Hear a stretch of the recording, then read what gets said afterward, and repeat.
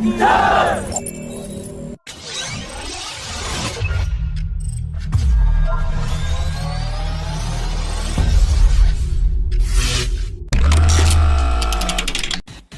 had reported yesterday that the DRDO's Instruments Research and Development Establishment has started work on the development of a low-drag stealthy electro-optical targeting system for the AMCA program. New reports indicate that the DRDO is working with two private sector startup companies, Hyderabad-based Motion Dynamics and Bangalore-based BenEgg, that will fabricate two prototype units of the electro-optical targeting system for the testing, validation and certification, and the two companies will have to supply one prototype each in the next 12 months.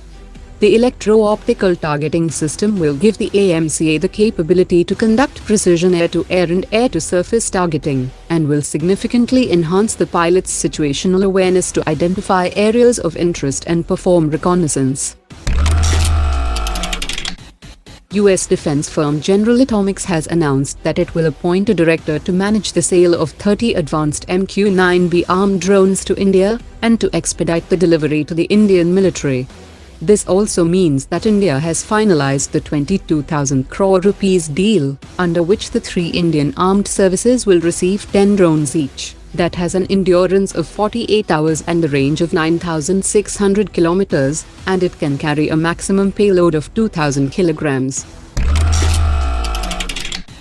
China has unveiled its latest J-16D electronic warfare aircraft, that has now been equipped with 4 jamming pods under its wings and air inlets, 2 anti-radiation missiles under its belly, and 2 electronic warfare pods on the wingtips, that can disable enemy anti-air defense system, and will help the strike fighters to target enemy radar missile systems and wireless communications systems.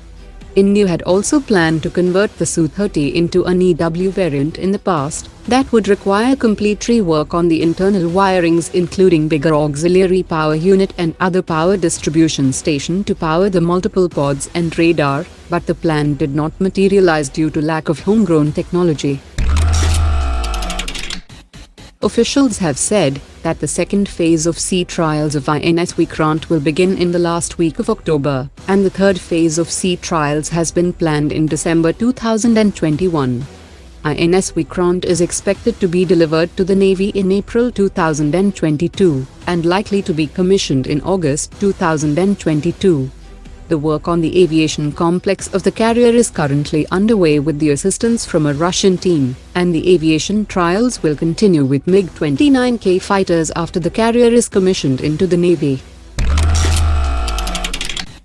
The Biden administration's Pacific strategy will face a major test in December, when India receives the delivery of the first unit of the S-400 system, as it could trigger US sanctions.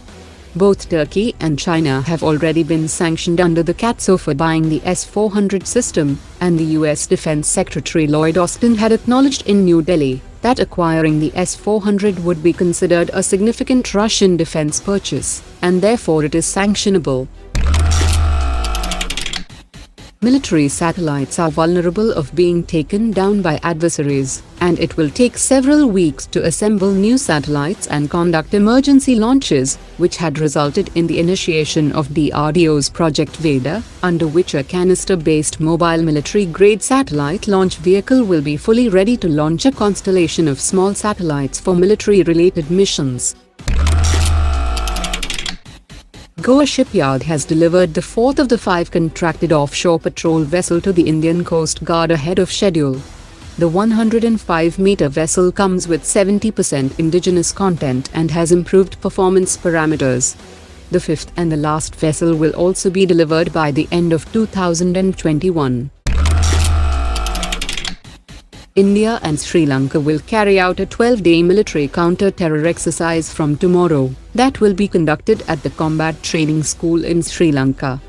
A contingent of 120 personnel of the Indian Army will participate in the exercise along with a battalion-strength contingent of the Sri Lankan Army, that will conduct tactical-level operations at sub-unit level in an international counter-terror environment.